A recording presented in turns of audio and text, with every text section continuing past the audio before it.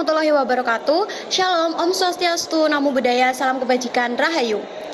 Di sini kami dari kelompok 7 dengan tema pelecehan seksual akan menunjukkan video wawancara dari kelompok kami. Sebelumnya, izinkan kami memperkenalkan diri. Saya Yeksi Margareta Sari dengan NIM akhir 151. Saya Muhammad Jafar Zanadi Trivanka dengan NIM akhir 160. Saya Fitro Sugesti Ramadhani dengan NIM akhir 153. Saya Fadilah Rahma Ilmiah dengan NIM akhir 152. Saya Muhammad Rizky Pratama dengan NIM akhir 182. Saya Fajar Fajar Putranto dengan NIM akhir 150. Selamat menyaksikan. Halo guys. Jadi hari ini kita mau wawancara sama salah satu mahasiswa dari Universitas 17 Agustus 1945. Oke Kak, boleh diperkenalkan dirinya dulu dan dari prodi apa? Halo, aku Sabrina dari Prodi Ilmu Komunikasi. Oke, kita lagi bareng sama Kak Sabrina nih guys. Oke, Kak Sabrina, sebelumnya mau tanya nih, kakak pernah nggak dapat pelecehan seksual di lingkungan kampus kita ini Kak? Kalau catcalling di kampus itu lebih ke area kampusnya sih, sekitar Gaza situ. Waktu itu aku kan sama teman-teman itu habis makan, terus pas mau balik ke arah pintu belakang itu kayak ada banyak mas-mas gitu, terus mereka itu kayak cuma set gitu aja. Oh, kayak bilang sut gitu ya? Iya, ke teman-temanku, soalnya aku waktu itu cewek-cewek semua. Oh, terus setelah di catcalling sama beberapa cowok-cowok di Gaza itu respon kakak dan teman-teman kakak itu kayak gimana ya? Karena waktu itu kita banyakan, terus nggak mau ngambil pusing mereka juga, jadi kita itu cuma diem aja, terus ya tetap jalan aja gitu. Terus menurut Kak Sabrina nih, sikap dari cowok-cowok yang melakukan catcalling ke cewek kayak gitu tuh gimana tanggapannya kakak?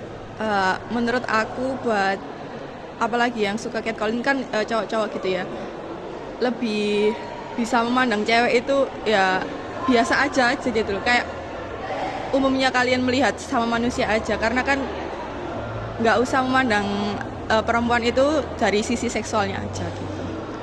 Oke, buat terakhir nih Kak, ada nggak tips buat cewek-cewek buat menghindari pelecehan seksual di kampus, apalagi catcalling itu tadi, dari Kak Sabrina gimana? Untuk tips kalau biar nggak di catcalling, mungkin itu kembali lagi ke oknum-oknum yang catcalling itu kan. Jadi kita sebagai, agar nggak jadi korban itu kan kita nggak dalam setir kita juga. Jadi kita tetap pede aja, mau pakai baju apa-apa juga pede aja. Tetap kalau ada catcalling, kalau bisa dilawan, kalau nggak gitu ya cuekin aja, nggak usah yang gimana-gimana. Soalnya mereka juga, kita nggak bisa atur mereka juga gitu. Oh ya, berarti lebih ke iseng ya Kak ya kalau anak cowok-cowok kayak gitu ya? Iya sih, mungkin mereka cuma ngepuasin komedinya mereka aja di circle-nya mereka gitu. Oke, jadi itu tadi guys wawancara sama Kak Sabrina tentang pelecehan seksual yang terjadi di kampus. Oke, terima kasih Kak Sabrina. Halo Kak. Boleh perkenalkan diri? Halo, aku Divka Wenintiasti dari Prodi Ilmu Komunikasi. Baik, aku ingin bertanya, apa kakaknya pernah terkena pelecehan seksual? Kebetulan pernah catcalling. Gimana perasaan kakaknya ketika terkena catcalling tersebut? Risih sih, soalnya kayak kita kan bajunya juga nggak yang aneh-aneh, tertutup juga. Jadi kenapa harus kena juga di catcalling? Menurut kakak wajar gak sih cowok-cowok itu nge-catcallingin kita? Enggak dong. Kenapa tuh alasannya kak? Kan catcalling kan juga termasuk pelecehan seksual. Nah, kita juga bisa nggak nyaman kan untuk beraktivitas di luar, terus kadang juga nunjukin gestur yang kurang enak dipandang kayak gitu. Oke, terima kasih ya Kak Divka. Iya, sama-sama. Halo semuanya. Kali ini kita lagi bareng salah satu mahasiswa dari Universitas 17 Agustus 1945 Surabaya. Kenalin dong Mas, namanya siapa? Nama saya itu Habibi dari Prodi Ilmu Komunikasi, terus angkatan 2023. Oke, Mas Habibi. Menurut Mas Habibi sendiri nih, pelecehan seksual itu seperti apa Mas? Kalau menurut saya pelecehan seksual itu nggak melulu tentang fisik ya. Kalau dari verbal juga bisa gitu, kayak ya godain, catcalling itu Oh, juga ya. bisa. Gitu. Oke, terus yang kedua, bagaimana tanggapan Mas Habibie kalau semisal catcalling atau segala bentuk pelecehan seksual itu terjadi di wilayah kampus, Mas? Hmm. Kalau gitu sih, kalau di lingkungan universitas Ya. itu lebih ke kesadaran diri sendiri ya, kalau dari pelaku Ya, ya. kesadaran diri kalau itu nggak baik, sesuatu yang nggak baik, nggak baik buat dilakukan. Ya, sesuatu yang Kalau merugikan buat- juga ya. Iya, kalau buat si korbannya Korban. mungkin boleh cerita ke orang dekat, Ya. buat ya mungkin orang dekatnya bisa menyelesaikan masalahnya juga Ya. kan, gitu. Atau kan di kampus juga ada Satgas PPKS ya, Mas ya? Iya. Ya, itu membantu juga. Iya. Terus kemudian kalau semisal pelecehan seksual itu terjadi dan Mas Habibie itu melihat secara langsung, terus reaksi Mas Habibie itu gimana? Mungkin kalau saya sendiri mungkin bakal negur si pelaku. Bakal langsung menegur ya Mas? Iya, ya saya juga nggak suka gitu. Iya. Sama perbuatan kayak gitu. Oke. Terus, Gitu ya? Gitu, iya. Oke. Sekian dari Mas Habibie. oh ya. Terima kasih Mas. Iya, sama-sama Ya. Mas. Ya. Halo teman-teman, aku Yeksi Mahirtasari, perwakilan dari kelompok 7 akan mewawancari Satgas PPKS Untar. Bersama dengan kakak. Ya, saya Wildan Farhan dari Sastra Inggris, salah satu tim anggota Satgas. Oke kak, bisa dijelaskan mengapa Satgas PPKS perlu dibentuk di lingkungan kampus ini? Iya, karena memang PPKS sendiri kan adalah singkatan dari, tahu nggak? Kurang tahu. PPKS, ada Satgas sebagai satuan tugas pencegahan dan penanganan kekerasan seksual. Jadi memang kan marak terjadi tuh, banyak sekali terjadi pelecehan seksual tentunya di area kampus. Makanya itu wajib dibentuk karena untuk menindak tegas para pelaku-pelaku maupun untuk menjadikan contoh agar tidak adanya pelaku atau korban yang baru lagi, seperti itu.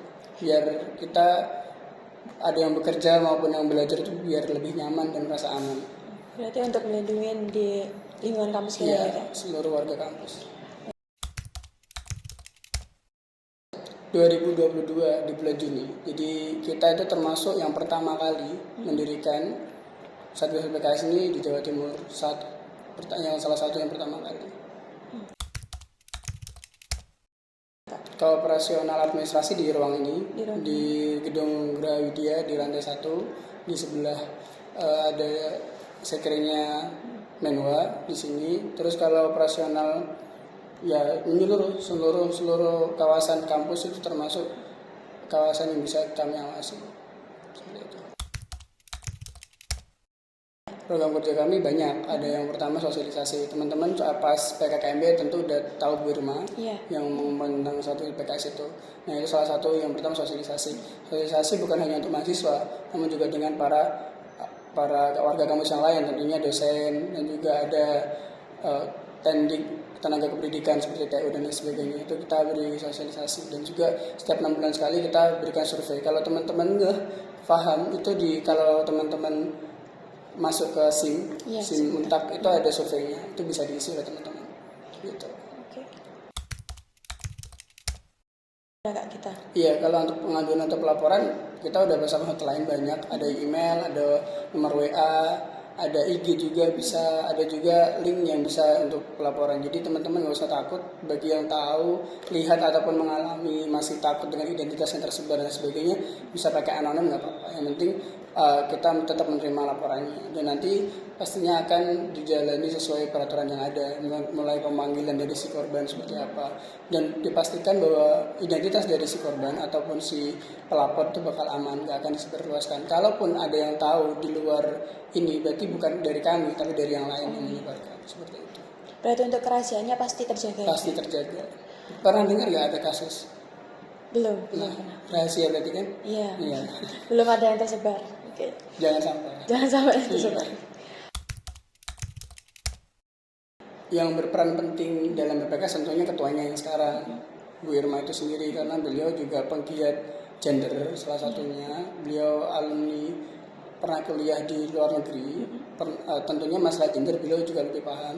Tentunya juga petinggi-petinggi pejabat-pejabat rektorat juga sangat berperan karena beliau itu mau mendirikan secepat mungkin karena memang menilai bahwa kampus Untak Surabaya harus aman dan nyaman untuk para warga kampus itu sendiri. Jadi untuk yang berperan penting juga banyak, tentunya ketuanya itu sendiri dan orang-orang yang terlibat dalam pembentukannya seperti itu. Apa sih kekerasan seksual? Kekerasan seksual adalah segala sesuatu yang dianggap tidak seharusnya dilakukan tanpa sepersetujuan dari orang tersebut. Misal hanya menyentuh kuku ataupun tangan teman, nah dia merasa tidak setuju, itu bisa masuk kekerasan seksual. Entah itu sejenis maupun tidak sejenis, segender maupun tidak segender, laki-laki maupun perempuan, tua maupun muda dan sebagainya semuanya. Jadi apapun hal yang berbau seksual maupun hal yang tidak disetujui oleh orang itu bisa masuk ke kekerasan seksual. Menatap orang pun kalau dengan tatapan seksual itu juga nggak boleh, kayak gitu. Paling banyak di kampus itu yang masih dianggap maklum, padahal itu salah, adalah catcalling. Kebanyakan teman-teman menganggap catcalling itu sebuah gurauan, padahal itu tidak sama sekali. Tidak gurauan sama sekali, itu bisa menyakiti orang, bahkan bisa menjadi sebuah trauma sendiri untuk si korban itu sendiri. Jadi catcalling itu yang paling kita awasi lah, karena memang bukan yang lain tidak diawasi ya, karena memang catcalling itu dianggap maklum. Perlunya itu adalah yaitu memberikan informasi dan juga pemahaman kepada para mahasiswa maupun warga kampus bahwa catcalling terus bercanda atau guyonan berbau seks itu bukan sesuatu yang baik gitu. Tidak seharusnya dilakukan seperti itu. Jadi pelecehan seksual atau kekerasan seksual yang dimaksud apa sih? Yang tidak disetujui oleh orang tersebut. Misal mau megang kepala, mau megang tangan harus izin dulu. Memfoto pun juga harus kasih izin dulu seperti itu. Maupun udah kasih izin tanpa pemaksaan. Nanti ada alasan dia udah menyetujui lo mau tak pegang, tapi caranya dengan memaksa ataupun dengan ancaman itu pun juga nggak boleh seperti itu. Tipsnya gitu ya, untuk menghindari maupun ataupun responnya kalau di catcalling, yang pertama kalau berani langsung ditegur, karena kebanyakan orang yang catcalling itu mempunyai mental patungan. Nggak mungkin ada satu orang, bukan nggak mungkin sih, jarang banget ada satu orang tiba-tiba catcalling cewek maupun cowok, itu jarang banget, pasti gerombolan, terus itu cengengesan, terus dianggap aku berani godain dia dan sebagainya. Jadi orang-orang tersebut langsung aja didatangi, langsung tanya mau apa, ada perlu apa dan lain sebagainya. Bisa dikatakan atau banyak kemungkinannya dia bakal diem ataupun malu. Kalau berani, kalau tidak berani bisa nanti direkam, biar nanti jadi bukti, bisa dilaporkan ke kami, kita tindak tegas dari si pelaku catcalling tersebut. Kalaupun masih malu, jangan malu untuk melapor. Jadi melapor itu bukan menjadi sebuah aib, tapi untuk perlindungan diri, biar kita kalau berangkat ke kampus, misal kalau kita lewat di depan gedung rektorat misalnya ada yang catcalling, kita setiap lihat situ takut gitu kan, membuat sebuah perasaannya nggak nyaman. Untuk belajar ke kampus nggak nyaman, jadi kita itu pengen memberikan rasa nyaman kepada orang-orang yang kena catcalling itu sendiri. Kalaupun ingin menghindari tanpa melapor, ya dengan cara yang tidak melewati jalan tersebut, tapi itu tidak menjadi penyelesaian masalah, karena nggak cuma satu orang aja, kadang ada yang lain. Jadi mending langsung dilaporin aja, kalau gitu tanya secara langsung kayak gitu. Nggak apa-apa, nggak usah takut kayak gitu-gitu. Catcalling itu mental patungan, para pecundang yang catcalling itu. Kalau emang suka kan tinggal bilang. Iya, nggak harus catcalling ya. Iya, langsung bilang aku suka kamu, selesai. Nah, adanya tindak kriminal, salah satu tindak kriminal kan kekerasan seksual, itu biasanya terjadi di tempat sepi, ke tempat-tempat yang kurang pencahayaan ataupun tidak ada CCTV. Jadi dari kami Satgas juga sudah melaporkan tempat-tempat mana yang gelap. Kalau misal sore kan kita ada kelas malam tuh. Jadi tempat-tempat di mana yang itu bisa terjadi pelecehan seksual gitu. Dan juga lebih ke mindsetnya teman-teman sih, bukan tempatnya, tapi bagaimana pemahaman teman-temannya. Salah satunya catcalling tadi itu, seramai apapun, seaman tempat apapun, kalau dia nggak paham kalau catcalling itu adalah pelecehan seksual, tetap dilakuin. Di kantor polisi pun kalau dia nggak tahu ataupun nggak peduli sama peraturan, balik lagi lakukan catcalling, nggak menutup kemungkinan kan seperti itu. Jadi lebih ditekankan ke pemahaman. Makanya dari Satgas PPKS sendiri memberikan selalu pemahaman-pemahaman itu lewat sosialisasi maupun dari postingan-postingan IG kami. Seperti itu. Kalau tempat ya tempat-tempat sepi seperti itu yang berbahaya. Misal kalau teman-teman gabung di UKM maupun di organisasi gitu, biasanya ada di sekretariat mereka seperti itu. Kan itu tertutup terkadang ada pintunya dan sebagainya, bisa seperti itu. Jadi ya lebih berhati-hati aja kalau di tempat-tempat yang sekiranya sepi, tidak ada pengawasan, nggak ada orang lain, itu lebih tinggi kemungkinannya. Tapi balik lagi ke pemahaman dari teman-teman sendiri, gimana mengartikan dari kekerasan seksual maupun pelecehan seksual itu sendiri. Seperti itu. Ya, jadi uniknya manusia itu, dia itu nggak punya takut kalau dia merasa dia tidak terlihat. Nah, kerumunan itu sendiri kan membuat orang-orang fokus kepada apa yang dia tonton. Misal ada konser ataupun ada keramaian tertentu, pasti kan ada yang difokuskan satu. Nah, pelecehan seksual itu bisa terjadi saat orang-orang melihat satu fokus itu sendiri. Nah, ada satu orang yang mungkin tidak paham tentang pelecehan seksual seperti memegang maupun melakukan pelecehan yang lain yang menganggap tidak ada yang melihatnya.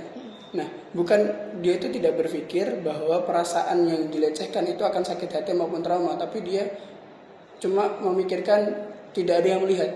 Seperti itu. Jadi tempat ramai pun kalau terlalu ramai itu bisa menjadi tempat-tempat yang berbahaya untuk adanya pelecehan seksual. Jadi untuk teman-teman khususnya wanita maupun laki-laki, perempuan maupun laki-laki itu bisa aja dilecehkan, tapi kebanyakan laki-laki paling bilang ya wis lah, gitu.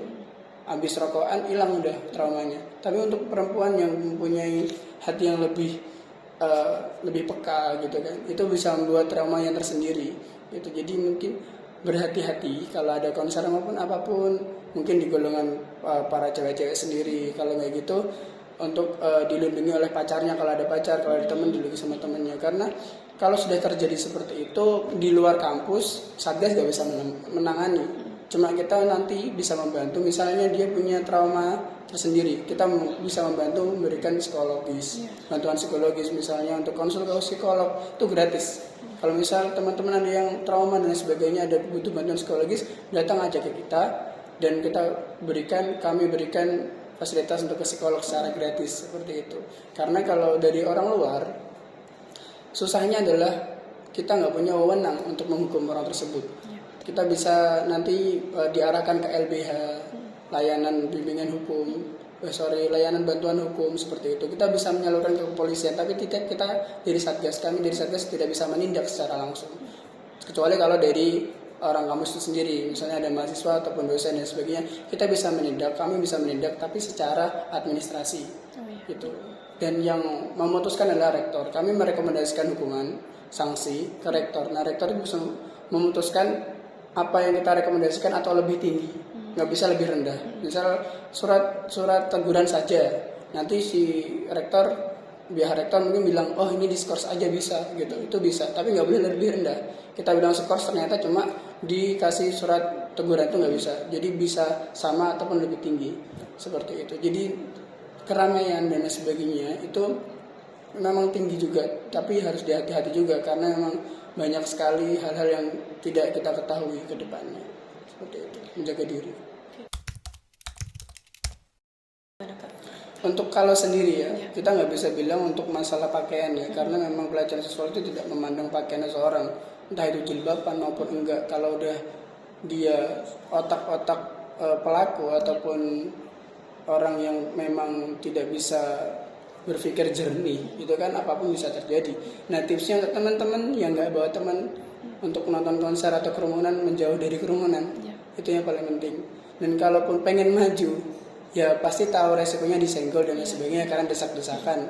Ya itu udah menjadi sebuah resiko untuk di keramaian, untuk kesenggol entah sengaja maupun enggak. Kita kan tahu kalau pasti ada yang joget lah dan sebagainya, ada yang menikmati dengan caranya sendiri. Kalau masih pengen ke kerumunan itu menjauh gitu. Ya udah nggak bisa lagi karena nggak ada yang bisa jaga kita sendiri. Maupun cowok sendirian dia maju tiba-tiba dia disenggol sama seseorang gitu kan. Ya kita nggak bisa, jangan senggol aku gitu kan. Hak asasi manusia kan juga terbatas oleh hak asasi orang lain. Seperti itu. Jadi ya tipsnya ya menjauh dari kerumunan. Kalau pengen maju ya harus tahu resikonya. Seperti itu. Kita bisa mengatur diri kita sendiri tapi nggak bisa mengatur orang lain. mencegah dan menangani. Ya, mencegah pertama kali adalah kalau teman-teman tahu di sepanjang mading itu ada beberapa poster-poster yang kami pasang tentang alur pelaporan maupun bagaimana pengertian-pengertian. Itu adalah cara mencegah kami sosialisasi, survei, dan juga terbukanya kita kepada teman-teman untuk melapor dengan menjaga identitasnya itu sendiri. Itu adalah cara kami mencegah sebisa mungkin. Terus mensurvei kampus itu tempat gelapnya di mana, terus tempat yang rawan itu di mana. Kita sudah mengusahakan hal tersebut. Tapi untuk menangani ya tinggal lapor saja. Nanti kami nanti bakal proses sesuai peraturan yang ada, mulai dari nanti pelaporan pertama, habis itu kita datangkan kesaksian dari si pelapor atau korban tadi, habis itu kita tanyakan bantuan apa yang pertama kali dia butuhkan. Jadi kadang ada yang merasa atau mengalami kekerasan seksual itu tidak langsung pengen harus dipenjara, harus dikeluar, enggak, tapi dia butuh bantuan psikologis dulu, dia masih trauma, dia tidak siap untuk kuliah dan lain sebagainya. Pasti kita tanyakan apa yang dibutuhkan pertama kali, ataupun pendampingan, ataupun takut dengan dosen A atau B, itu pasti kita usahakan sebaik mungkin untuk first aid atau penanganan pertama untuk si pelapor itu sendiri. Jadi ya kita mengutamakan sudut pandang korban dulu, setelah itu baru kita melakukan penyelidikan, penanganan yang harus dilakukan dari mulai saksi-saksi yang tahu hal tersebut, dan terakhir kita lakukan pemanggilan atau sidang dari si terlapor atau pelaku itu sendiri. Seperti itu. Oke, baik Kak. Mungkin bisa dikasih tahu Kak ke teman-teman untuk website atau sosial media dari Satgas PPKS. Mungkin teman-teman mahasiswa ingin di luar sana ada yang ingin melaporkan tindak kekerasan pelecehan seksual yang ada di kampus Kak. Ya, teman-teman yang merasa melihat sebenarnya Satgas PPKS ini nggak mau kerja ya.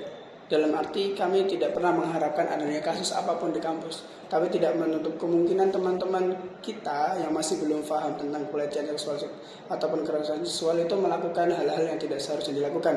Nah, kalau teman-teman melihat ataupun mengalami, jangan sampai ya, tapi kalau memang ada yang melihat atau mengalami, langsung bisa lapor ke kami, bisa nanti lihat di bawah ini.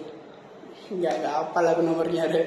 Kalau pengen cepat di DM juga bisa, DM-nya Satgas PPKS Untak Surabaya itu ada, nanti dicari ada di IG-nya. Kalau butuh nomor, banyak hotline. Teman-teman kalau nanti masuk ke fakultas masing-masing ada X banner, itu ada nomornya dari Satgas juga. Kalau nanti butuh poster-poster di mana juga udah ada banyak untuk pelaporan-pelaporan. Jangan sampai menyepelekan masalahmu tentang kekerasan seksual, karena itu bisa menjadi sebuah momok tersendiri di belakang nanti. Selamatkanlah mentalmu dan juga kesehatanmu, semangat kuliah. Oke, teman-teman, itu tadi wawancara kita bersama tim Satgas PPKS Untak. Semoga informasi yang diberikan bisa bermanfaat untuk teman-teman. See you. Oke, itu tadi video wawancara dari kelompok kami. Semoga informasi yang disampaikan bisa bermanfaat. Dan stop Jangan di lingkungan kampus. Dadah.